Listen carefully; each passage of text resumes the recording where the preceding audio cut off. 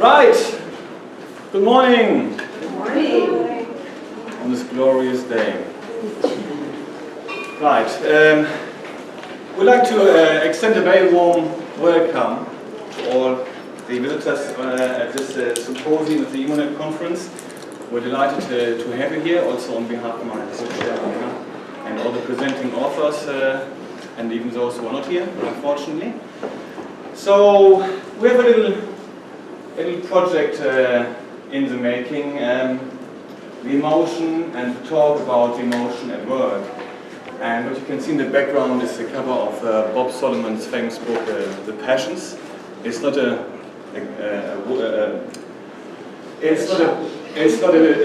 bullet wound. It's not. It's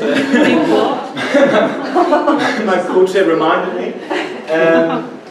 So this is about emotions. And before I start to explain more in detail, and the presenters will go into detail in their own pace. The idea is really, it started with the idea that, hang on, we have this common sense assumption that positive emotions lead to positive outcomes and negative emotions lead to negative outcomes. Say again? They need to use the mic. They're not hearing. I need the microphone. Switch it off. Yeah, that's working. That was the starting point, and as we work more on it, and that is we as my co-author Diana and my co-author Pietron, we noticed that there is a sense of a diverging element here between what an emotion is and the way we have come to talk about it. And once the distinction becomes too sharp, then we have a problem here, because then the antecedents, processes and outcomes of emotions that we observe in the workplace can be quite different. So that can be elaborated in great detail, but I don't want to actually undermine the time of the presenters. So I just give you a very, very concise example of what we mean by it. So just bear in mind, the title is the emotion and the talk about the emotion. And again, it's a credit here to Bob Solomon's work. So in order to help highlight what we mean by that, I brought a little thread. I bought a little thread, right? It's actually now on an A0 size poster in my office, behind my back. So every time a colleague comes in. But you see, I get a reaction here, you're all laughing. But the point is this, that the angry person, when he gets angry, and we can illustrate that a little further. In the Incredible Hulk, he says, "Don't make me angry. You won't like it if I'm angry." And what you can see there is, ooh, there's a sweat coming my way. And this is what Solomon nicely commented on, that the mere expression of anger creates such a visceral reaction in us that this is oftentimes a real, physical, symbolic threat behind the expression of anger. Of course, anger can be highly destructive. I'm not denying that, but I'm more interested in the exceptions to the rule. Yeah, so if we contrast that with social functional accounts of anger, I think the distinction between the emotion as such and how we talk about it becomes very apparent. So, social functional accounts, they differentiate discrete emotions in relation to the consequences of goal-directed behaviors. They help resolve social problems. And particularly with regard to anger, and I find it's a fascinating story, is that the act of redressing injustice is a function and consequence of anger. So from a functional perspective, imagine a world where anger would never be displayed. Would it be a just world? Would it be a fair world? At the same time, I emphasize a caveat again, yes, anger can be highly destructive, but then we need to look at different emotional elicitors and the action tendencies that issue from that. And if you're dead keen to know more about it, I humbly refer you to the paper that I wrote with Diana Geddes in a JOB, and another essay with Yanis Gabriel in organization studies, where we unpack that in more detail. So, I hope I've given you a very, very concise idea of the purpose of this symposium. We're delighted to have a stellar cast of presenters. I mean it. That was a very, very sincere statement. So we have Ashley and her colleagues, Sandra Lawrence, Mira Shkanazi, and regrettably Peter John is not with us. Then we have Paul Harvey, a delightful piece on Schadenfreude. And then the last presentation is Sandra Kiesen-Peterson on shame. So without further ado, I hand the floor over to you. Diana will then summarize later on the discussion and open up the floor for any questions and answers you want to. Thank you. Okay, so over to me. Over to you. How do I get down? Is it just the button? Right, great. Okay, good morning everybody. Is it buongiorno? So today I'm going to talk about anger, in particular focusing on anger regulation in the workplace. So this is part of a much larger project that I'm involved in with my colleague Sandra Lawrence, who is here, and Mira Shkanazi, who is here, and Peter Jordan, who some of you may also know about. So what I'm showing you today is just a real snapshot of some of the data, and I have to say it's very much a work in process. And when I looked at some of the results last night, it's actually really doing my head in a little bit because I'm still trying to make sense of it. So if you have any comments or inspired ideas about what's happening, please let me know. Oh, that's great. Yes, yeah. Okay, so the aims of the research that I'm presenting today, a couple of things. We wanted to look at different forms of anger regulation. So it's not just anger in, anger out. There's probably different types of ways people regulate anger that could have either positive or negative consequences in the workplace. As Dirk said, it's not always negative. And we're using the Geddes and Callister dual threshold of anger framework to try to conceptualise and operationalise 4 distinct types of anger regulation strategies. We're also really interested in the distinction between habitual or trait styles of emotional regulation that people tend to use as stable patterns versus situation dependent regulation strategies that are used in conjunction with discrete emotions such as anger or sadness, because we believe there's a difference there. They need to be teased apart. And in particular, we also think emotional intelligence has a role. It's going to have a moderating effect on trait and situational emotional regulation with subsequent outcomes in the workplace. Thank you, Tim. So what is emotional regulation? So we really tend to subscribe to the Gross and John model of emotional regulation in a lot of our research.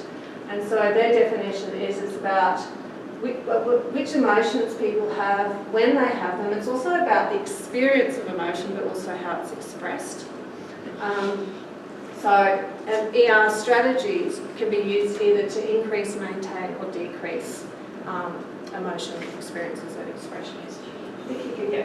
So there's 3 broad types of emotional regulation styles almost that people tend to engage in. So we're calling those trait or habitual styles of emotional regulation.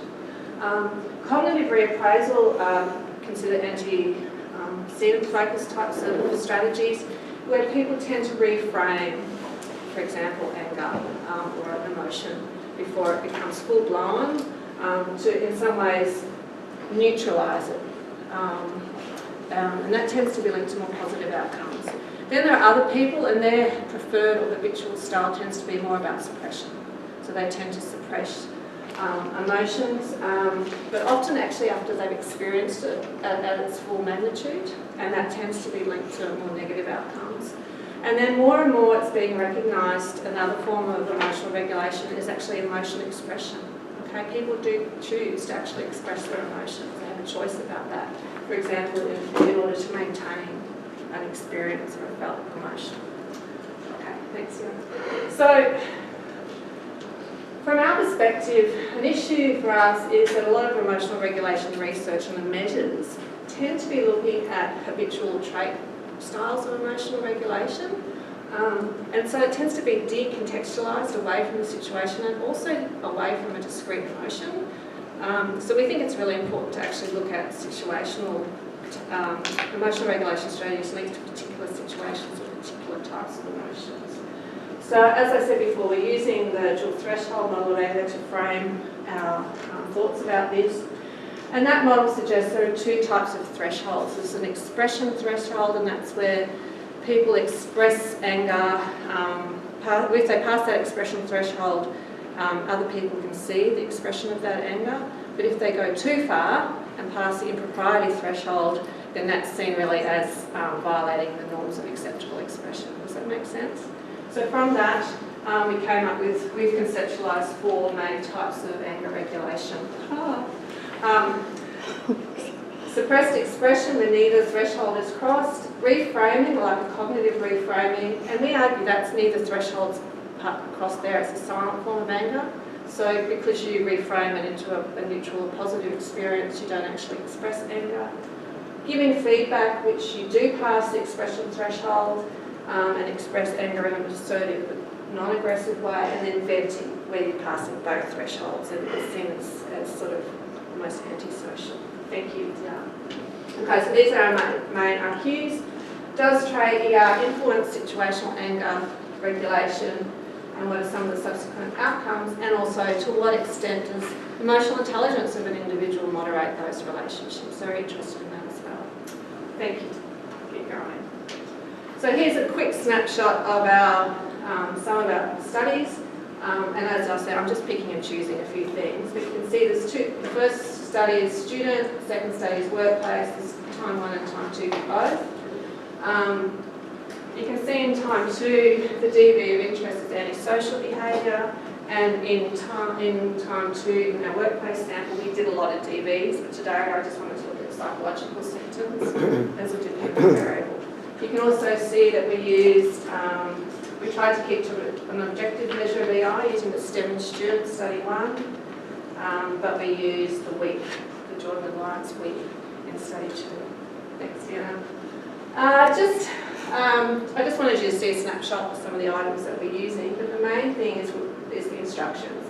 We're asking them about workplace situations in the last month in which you became frustrated or angry with other people in your team, and how you dealt with those situations.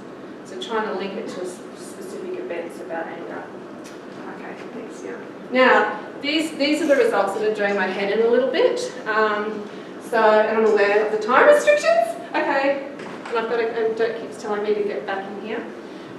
So what we found in study 1 in the prediction of antisocial behaviour is that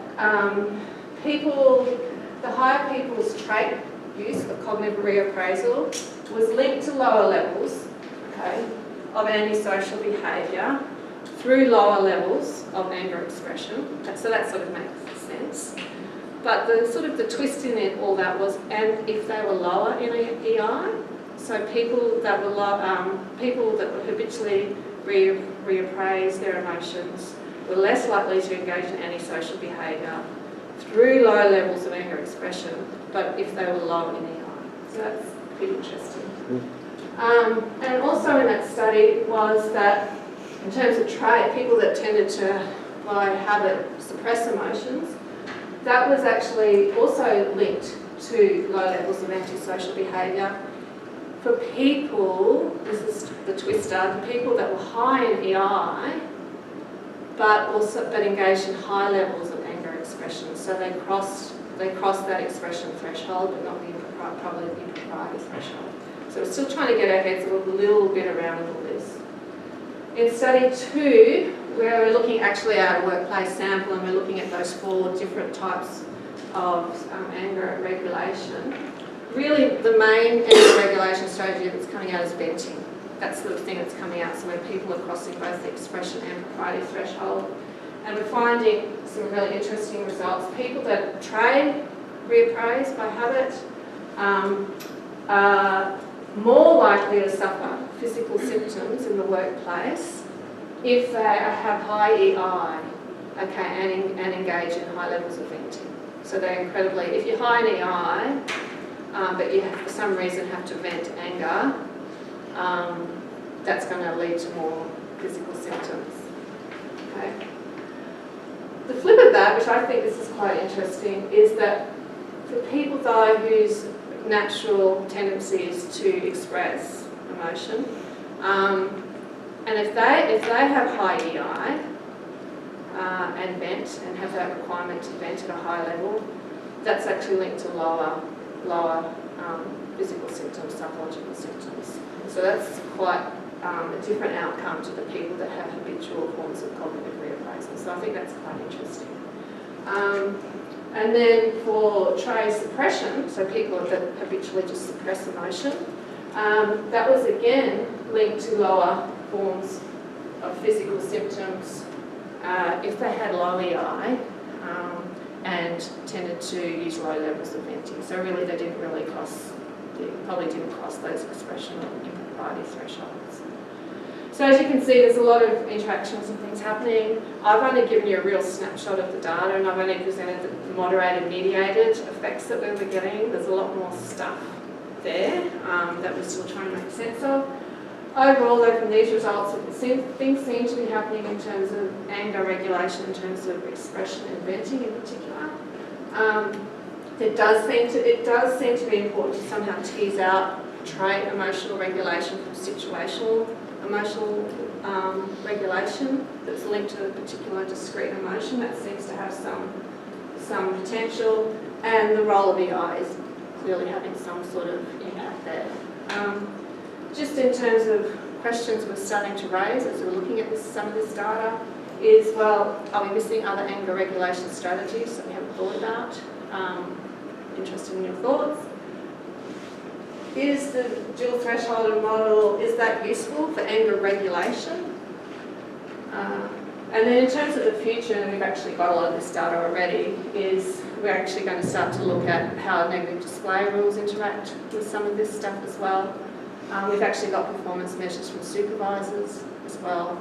We have got the SCIC data, but we haven't analysed that yet. And just jumping to this, we have actually started to now collect data using experience sampling methodology where in real time, people are going to talk about the anger they're experiencing, and in that time the regulation strategy that they use. So I'll stop there. Thanks, Anna. Thank you very much. If agreeable, we can raise one or two questions now, and then we can add further questions towards the end as we try to synthesize in a wider context. Yeah. So. Good morning. Good morning. What I was, when you were talking about it, we have two distinct ways of approaching situations usually, and we would look for a blend of emotional and rational. But what came through when you were talking about is when people had a tendency to kind of think and do a cognitive reappraisal of stuff, their EI was actually lower. Did I get that correctly? There are effects happening depending on the DV. For antisocial behaviour, they're higher on cognitive reappraisal but lower on EI. Isn't it? That had an impact then on lower antisocial behaviour. So, it is so, isn't it how people who tend to kind of park their emotions and look at things rationally and handle things in the moment, isn't that what is coming through then? It partly is. We thought that would happen a little bit. People high in EI might choose the best situational strategy, be more flexible in their choice of emotional regulation strategies, and then that would lead to more positive outcomes. That's happening in some cases, but not all cases. That was what we were expecting. Yes, Amy? Yeah. That was very interesting. I just was wondering about the relationship where people had high EI and they were using high venting and they were high in physical symptoms. Yes. That sounds like one of my bosses who was a bully, but he was very Yes. good at emotions. So he would go high EI, but he also went Burko regularly. Right. And I suspect he probably had high blood pressure. Yep. That's great. That's an Australian expression, Yeah. to go Burko is to Crazy. get angry. Yeah. He would yell and spit in your face, so angry. So Yeah. maybe that's those people. So the dark side of emotional regulation. That's cool. People. I like that. Yeah, I like that. Because just because you got high EI doesn't mean you're a Doesn't mean you're saint forceful. or you're ethical No. or have integrity. Yeah, that's great. Because there's one more component under research now called emotional manipulation, isn't it? Which is not included under EI. Yeah. And maybe that scale, if given, would throw up a Yeah, that's nice. I like that. Yeah. There's a whole emerging literature on strategic emotion Yes, intelligence, yes, which yes. is what you're talking Yes. about. And also another literature addressing the issue of the curse of emotions. The people who are very switched on to emotions, sometimes let their understanding of emotions dominate their thought process. They We always found become that anxious before or with hypersensitive. management awareness of other emotions, they tend to get bogged down Yeah, in that. exactly. Yeah. Well, actually, thank you so much.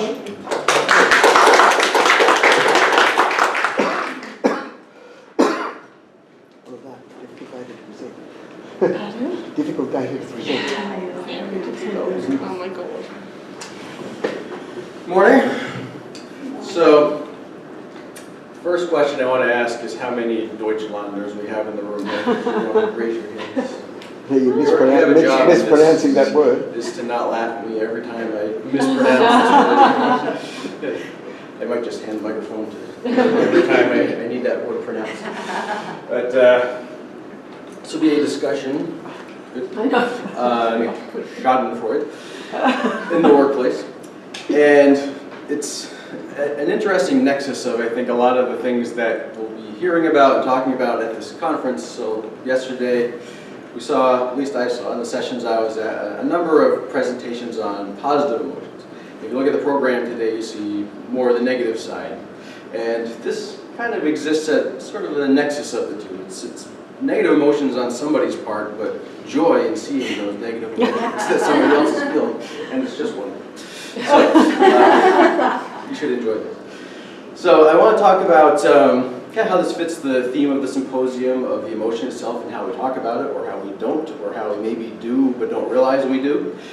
And some of the early implications that co-author Marie, who is currently holidaying in Brisbane, Australia, every time we've ever presented something on this, she mysteriously can't be here. It makes me have to pronounce the Anyway, some of the early work that we've done in this area, and hopefully kind of committing where we see that work going.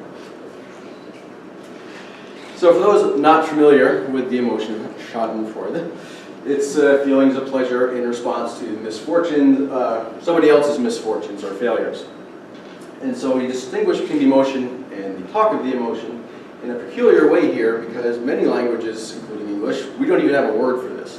So my new friend, Priscilla, that I met yesterday, sort of pointed out, what does that say about Germany? We're the only ones that have a word for it. I said, it's awesome. It's something we all experience, and good for you for actually acknowledging that. So, particularly dark Peanuts comic here. Linus is saying pain looks great at other people, and Charlie Brown is just kind of like, huh? It kind of captures, I think, the general. It's something we all experience Schadenfreude, even if we don't want to admit it. But to actually hear someone say it, acknowledge it, it's kind of like, whoa. So it's got this social stigma. It's been described as objectionable and malicious, and because it comes from someone else's suffering. Understand? As such, we don't talk much about it, and that's true in real life, in the workplace, and in the research. And so that's something that Marie and I said we want to be like the Germans. We want to draw this out and actually acknowledge it and say, look at what effect does it have. So we're going to talk about two studies briefly today, and both of these were included in a article that is forthcoming, published already. Journal of Business Ethics, a great special issue of moral emotions that was really edited very well by these two. Oh. Not by me, Diana and Dirk here. And it was great for Marie and I because we'd been toying with this construct for years, but it was sort of just a side hobby, and we never knew exactly who would want to read about it. And then we saw this special issue on moral emotions. Oh my God, it's finally found home. So one of the first things we wanted to look at, and I'll talk about it in the first study in just a second, is the basic question of, do people ever actually share the fact that they're experiencing this emotion that we never talk about? Again, another example of the stigma from Schopenhauer, to say for Schadenfreude is devilish. If that's true, we're all the devil, I'm afraid, because it's a fairly universal emotion. So we don't talk about it, or do we?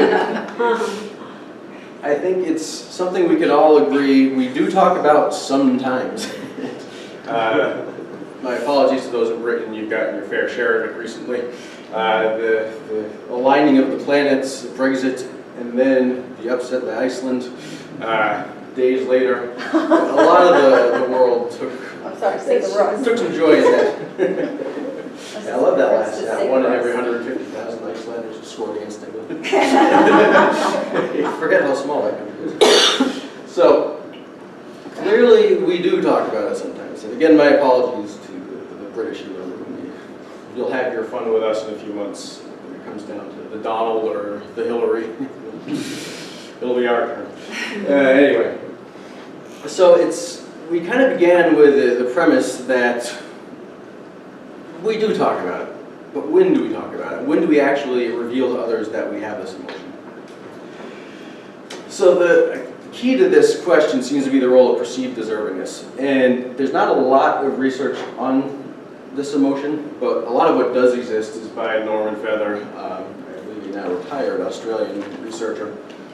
And he focused a lot on this as well, of perceived deservingness of someone. The idea being that the more someone seems to deserve what's put them in this bad situation, the more it's okay to take joy in that. Yeah. So the first study, fairly simple, to the doctoral students and such in the room. It's nice to study something no one else studies because you can do simple stuff. But really, we kind of felt that this was a necessary foundational step to take before we could do anything more nuanced with Schadenfreude.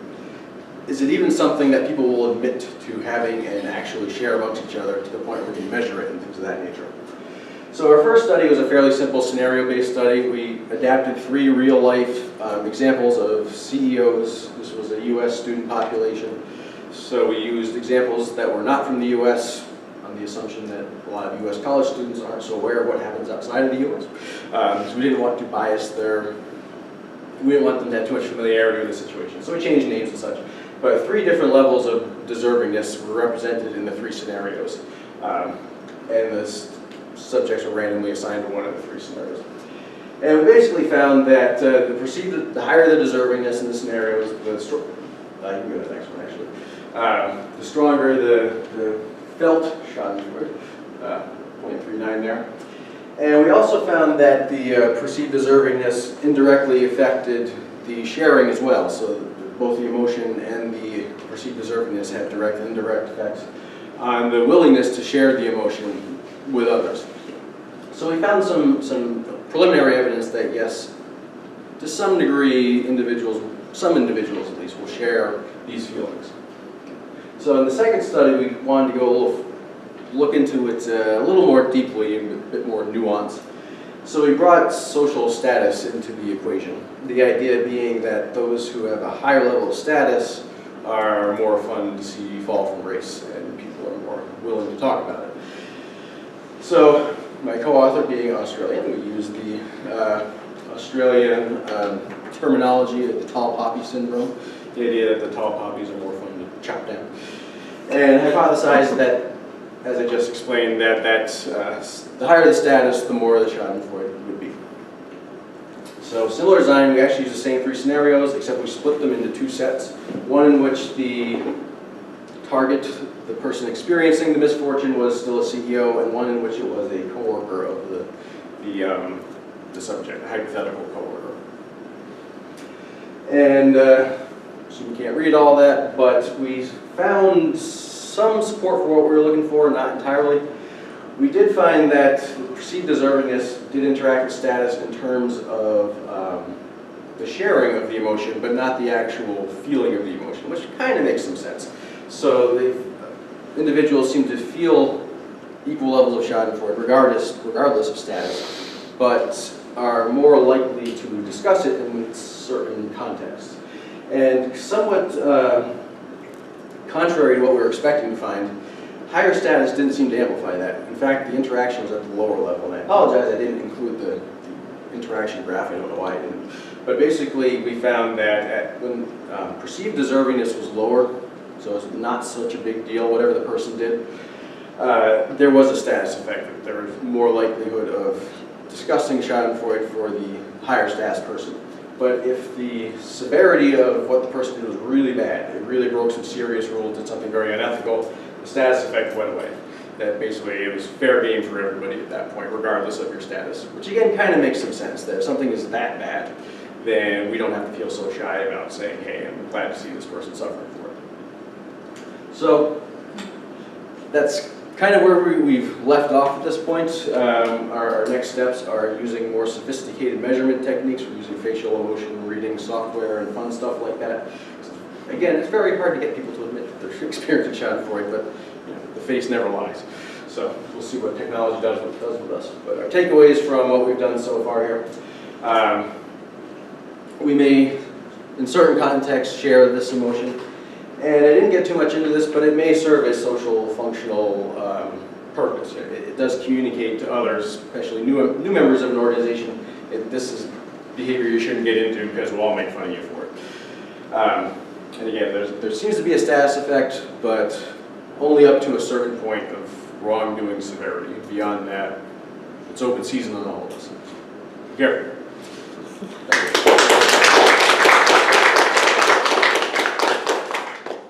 There are some questions in relation.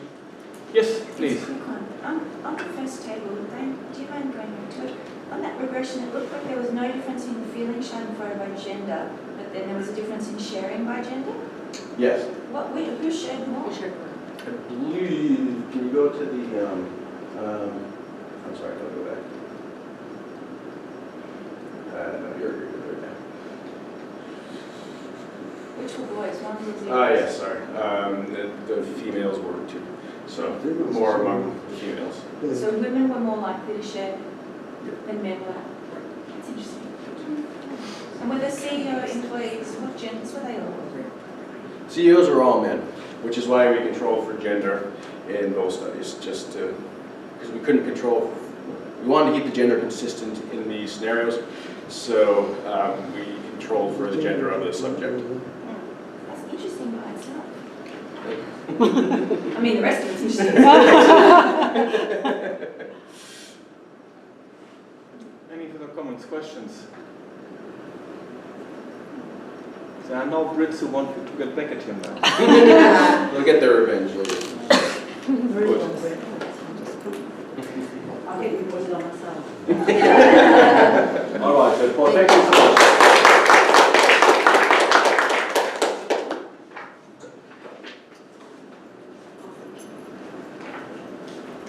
Thank you. Oh, can you hear me?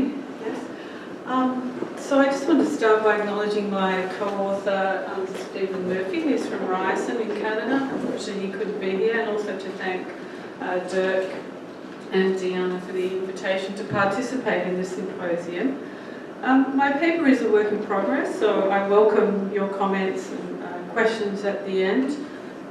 It was a chance to explore something that was of interest to me, and so I'm going to talk about shame in this part. I feel like we're on a downward trajectory emotion-wise, so lucky we have the toga party later on to look forward to, I think.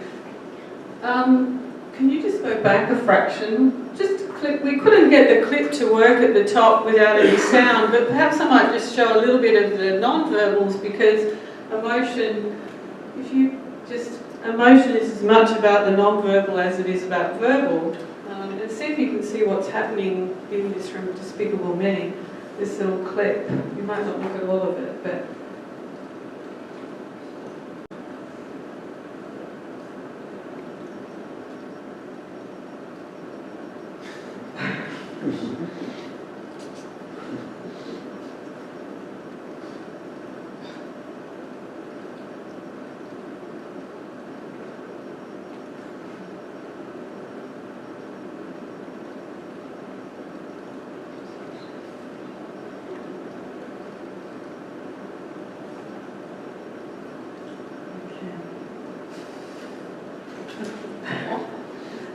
So, thoughts about this. They were actually selling cookies. Some of you may remember back, it's from Despicable Me, and they're selling cookies, and they're not making the performance target in terms of how many cookies they're supposed to sell. So it's actually about shaming them into lifting their performance. And so I find that kind of really interesting for looking at the problem around this notion of shame. And there are a lot of workplace examples that kind of point to this. One in particular from the BBC, where a supervisor placed a cabbage on the worker's desk to try to shame them into lifting their performance. They were in a sales environment. So for me, when I think about shame, there's a kind of a problem between what the functionality of the emotion is supposed to be. Lazarus talks about it being a relational emotion, and actually at a deep kind of social level, it's about our connection with others. It's about need for social approval, so that we adjust our behaviour to try and fit in with society, and that is kind of the essential evolutionary-wise function of shame. So it ought to be adaptive in the sense of how it works. But there's been a bit of a shift in how that is. You see I put the stocks up there to have a kind of look at as a visual of this, because a number of authors, Stearns and a couple of others, have argued that we've gone from this social view of shame to a more psychological perspective, and away from a kind of adaptive reparative function to this isolationist, aggressive, being ashamed of shame itself. And that has implications for the emotion and how we talk about it. So this kind of shift from social to psychological. So the accepted discourse is kind of around that it's functional. But in practice, there's a lot of silence, a lot of taboo, particularly in Western cultures, that this is an emotion that we don't want to talk about. That we kind of, particularly in the workplace. So in Australia, you saw the box of shame, but in Australia you sometimes hear the term the departure lounge. People are in the departure lounge. This is not a good thing. Visually, metaphorically, it means you're kind of on the way out of the organisation. And often the person may not know they're in the departure lounge, but other people do. And it's a kind of metaphorical way of thinking about this shame and shaming people out. Okay, so if we can kind of move to the next slide, there's often therefore a bit of a chain reaction between having to self-regulate the emotion internally, but also interpersonally. And that's really what I'm interested in here. So it is a self-conscious, I know there's a lot on this slide, it is a self-conscious moral emotion. It is a relational one about how we fit in with others. It has a strong positive correlation with depression, far and above guilt. Actually, the weighting, the effect size is quite significantly more. We know that depression is on the increase. It's also related to rumination, and rumination seems to mediate the relationship between the shame and the depression. Stuff from kind of brain imaging shows a little bit of a separate pattern to shame compared to guilt, and it's a more complex brain activation pattern, suggesting that it is a separate emotion to something like guilt and embarrassment. It's a much weightier emotion. It occurs less often, but it often hangs around for a lot longer than some of these other more transient ones. Typically, the differentiation that we use to describe between guilt and shame is the notion that guilt is about something that we have done, an action, whereas shame is something about how we are as the self, our global self. So I am bad. I'm a bad person is more about the shame rather than I did something bad. The question then about whether a shame has an identifiable cause is difficult, because obviously there is a lot of self-talk and internal dialogue about how we perceive ourselves relative to what the ideal is in society. And that comes back to sort of self-discrepancy theory, or Cooley's looking glass self, where what we think of is the ideal self that we should be in society. It's our perception of that. So there are various action tendencies. Often it's withdrawal, sometimes it's an aggressive response, sabotage of others, and then sometimes a more reparative, adaptive. So if we can just move. I find this really interesting, this Newman study on body imaging, because this is one where they gave people two silhouettes and asked them to colour the physical sensation of different emotions. And it is cross-cultural. They have data from an Asian and Scandinavian country. And shame was quite identifiably separate from the other emotions, but there was also no cross-cultural differences. The blue is where there's a reduction in feeling or sensation, and the red and the yellow is where it increases. So you see this real kind of black with the red of shame. If we could just move to the next one. So I guess for me, the self-talk around what happens with shame is important as much from thinking about the emotion as the talk outside, the internal dialogue that happens in how we think about it and this negative view of ourselves.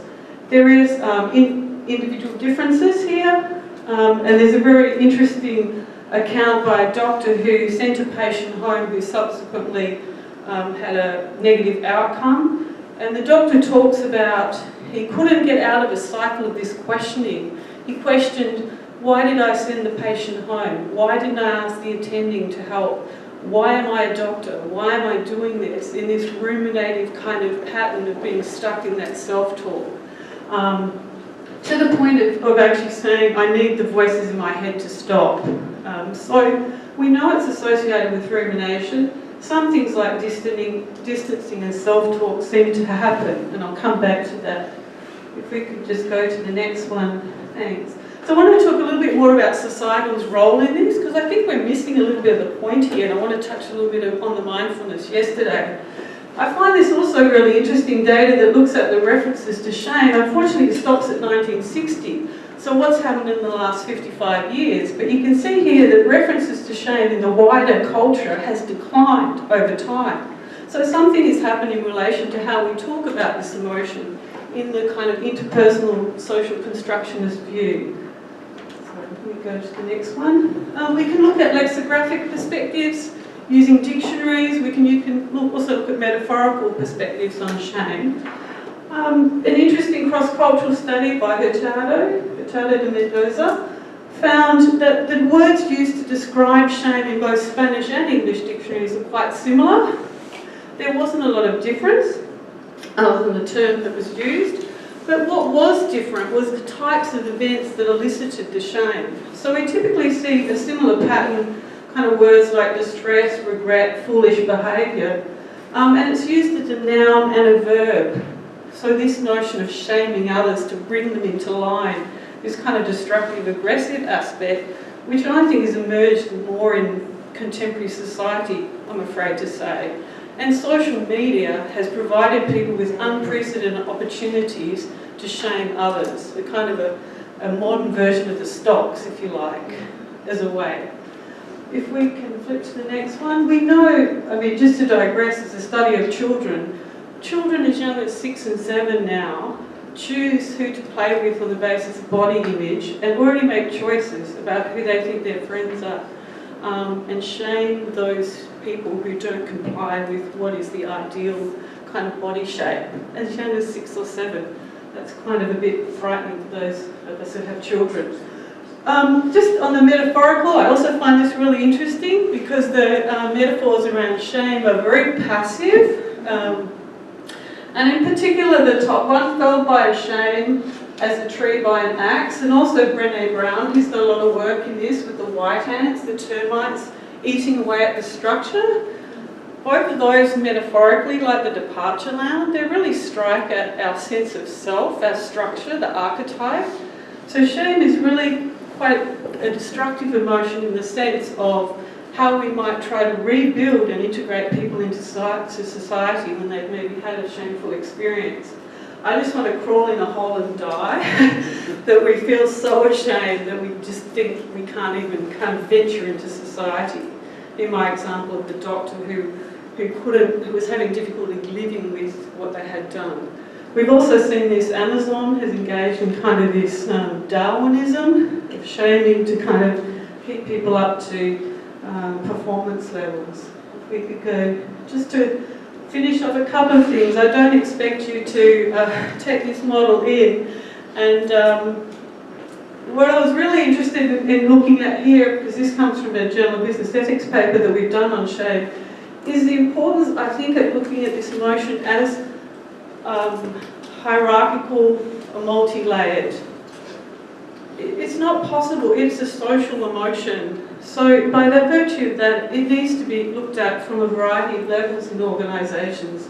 both the within person, things like the self-talk and what happens, but also interpersonally. Individual differences kind of display rules. So I'm really interested, don't worry about the right-hand side, but in looking over at the left. So if we could go to the next one. I think therefore there may be things that we can think about. Level 2 I think is dropped off the slide. In how we might be more courageous about shame. And why I come back to yesterday's presentation is I asked myself after that about mindfulness. Are we getting to the root cause? Why is mindfulness such an important topic now? Are we just looking at level 1?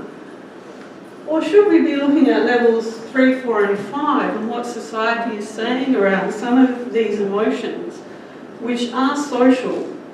But the mindfulness is saying, well, there's nothing you can do about this in society, so learn to live with it in a sense. So I think I had questions, and for me it's about, well, yes, we can look at level 1, kind of mindfulness, the compassionate mind, and ways that people can deal with their shame. But if we look historically in this shift and think back to socially, what are we doing about that? And in that regard, I think the criminal researchers have been much more proactive, because they've sought to say, well, how can we reintegrate criminals back into society when they have done a shameful thing? In organisations, I think we have a tendency to throw away. We have a tendency to silently allow people to move into the departure lounge, to use an Australian term, of which that is not reintegrative, it's not adaptive. Could it be that they are in a transit lounge and we think about where else they might contribute? So for me, I just really wanted to kind of point out that we probably need to intervene at different levels, not only intrapersonally with our mindfulness, but also what about the psychological safety? What are we doing as a group, as a society, to think about how we might, rather than kind of throw people away or shame them, reintegrate them? So I think that's the typical non-verbal expression of shame is kind of really my message in this presentation. So I welcome any comments and questions around it. As I say, they provided us with the opportunity to explore, you know, what is it that's unique about this emotion, and sort of, yeah, I would welcome any points that you have, suggestions for where we might go with this. So thank you.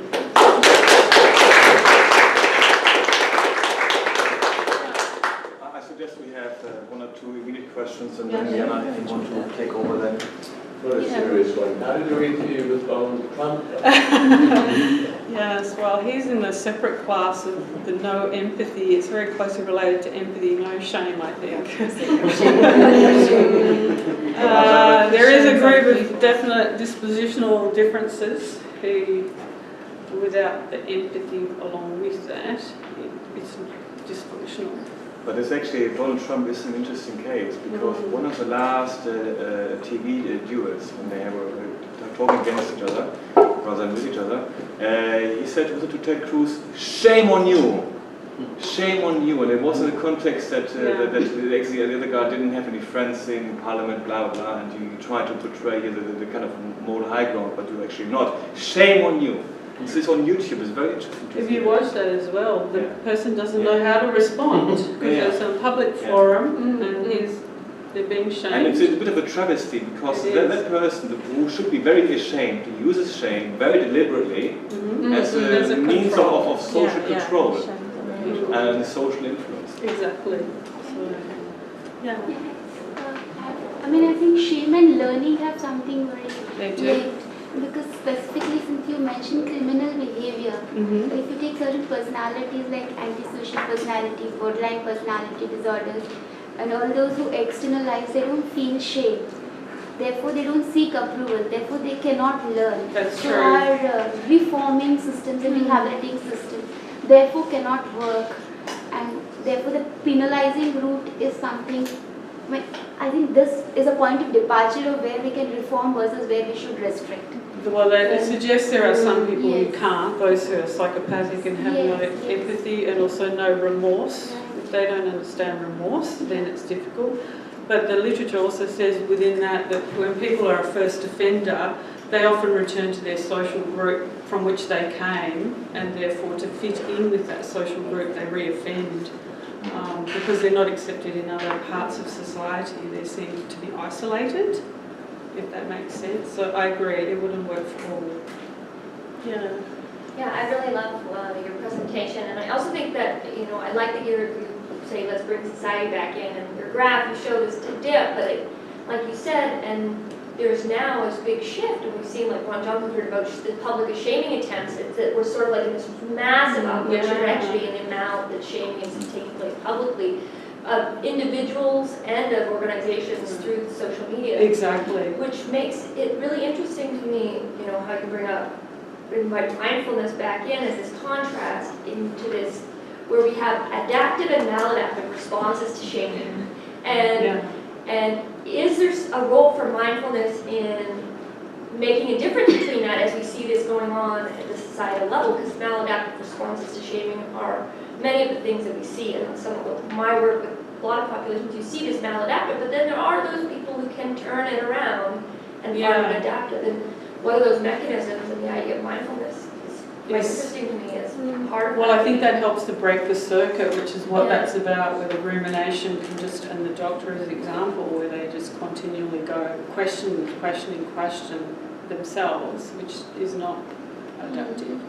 And maybe it breaks that cycle. I think the Cross article also is interesting because they talk about third person depersonalization and talking about things in the third person rather than using I, myself when we're ruminating, and that can help to distance. That's also been another suggestion to kind of break that self-talk cycle. That's something I use as acceptance and commitment therapy. Specifically has a distancing component to get people to move away from their generally what I shame set of attributions. So like the sad fat Carol story, get them to give it a name, so it's in the third person, or sing it to the tune of Happy Birthday, anything that actually pulls it out of the internal and pops it outside and reframes it in a silly way, gives you that sense of distance, which I think, who was saying to questions arise and they're all linked together. They are. I see that in my clients, that shame is quite often a driver, even to the driver of depression. And helping people deal with whatever it is that they're ashamed of is often a way of helping them move out of bad feelings. Well, the difficult thing is often they can't be reintegrated back into their organisation, and society doesn't see without dealing with the intrapersonal and how you relate to that. It's difficult for people to move out of that shame spiral. Especially in organisations, we don't talk about any of the core stuff. No. Business at all. It's definitely a wall there, I think, a taboo and a silence that kind of, when people don't do things they're supposed to. I wonder if it would qualify as emotional abuse in organizations. A very morbid thought. No, I think you're quite right. If you look at the social function of shame, you can. I think it serves a certain purpose if it's applied in the right dosage. But once you actually understand that you can use it in excessive, exploiting ways, that's where you have, on one side, a very powerful tool for social control. But the the personal consequences are so immense in terms of mental well-being and mental health. It's a really, really ominous development taking place.